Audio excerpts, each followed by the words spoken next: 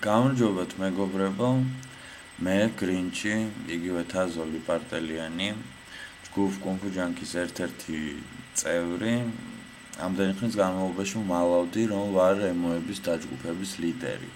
მაგრამ იმის შემდეგ, რაც იმეთის ტელევიზიით ნოდარ მელაძემ ასე ცუდად გააშუქა ეს თემა, გადავწყვიტე, რომ მეც გამოვჩენილიყავი და გამოვხმაურებოდი მას. ის უკვე ყველამ კარგად გავიგეთ, რომ რაღაცების ფოტოები აიღეს ხალხის, რომელიც საერთოდ არაფერ შუაში არ იყო, დააფოტოშოპეს, მიითვისეს და ის, რომ ის სამი ემო იყვნენ გამოგონილი პერსონაჟები, ამას მეც დავადასტურებ, რადგან ყოველი მათგანი ვიცი ვინ არის და ყოველ მათგანს კარგად ვიცნობ, ვისაც რაღაც შეხება მაინც აქვს ჩვენს დაჯგუფებასთან. ასე რომ გადავიდეთ შემდეგზე. ჩვენ ბრალად გვედება იმ რომ ვართ სატანისტები, სატანის მიმდევრები, რაც სრულიად აბსურდია. მაგრამ ჩვენს ყავს ჩვენი კერპი და ქართველი ემოების კერპი არის ამირანი ქართული მითოლოგიიდან, რომელიც დღემდე მიჯაჭვულია კავკასიონის ქედს და უსასრულოდ იტანჯება. ჩვენ გონია, რომ ჩვენც ემოები და საერთოდ ადამიანები ასევე ვართ მიჯაჭვული ჩვენ პლანეტას, ასევე ვიტანჯებით და ასევე უსასრულოდ კორტნის ჩვენს გულს ყავყორანი.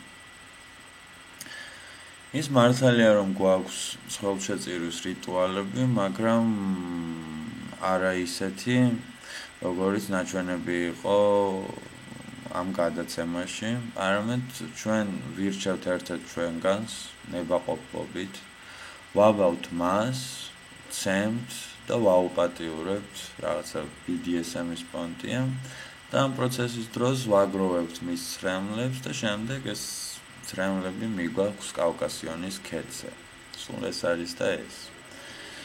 ჩვენ ასევე გვაქვს ჩვენი ლოცვები, ჩვენი გალობები, ჩვენი ხატები და ხშირად ვიმეორებთ ხოლმე ამირან შეგვიწყალე, ამირან შეგვიწყალე, ამირან შეგვიწყალე და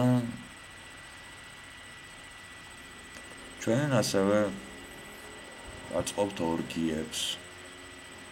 დიახ, ამაში ის ნამდვილად არ შეცდა, თუმცა რატომაც მგონია, რომ უბრალოდ გაარტყა. მაგრამ ეს ყოველგვარი ძალადობის გარეშე ხდება, ვისაც აქვს ამის სურვილი და საერთოდ ვერ ხვდები რა არის იმაში ცუდი, რომ ახალგაზრდები ასე ვერთობით. და მინდა ვურჩიო ბატონ ნოდარს, რომ სანამ გადაცემას გააკეთებ და გაიგოს ჯერ ის თემა, კარგად გამოიძიოს და შემდეგ დაუთმოს მას ეთერი. და საერთოდ ნოდარიკო, მინდა გითხრა, რომ მაგარი ყლე ხარ.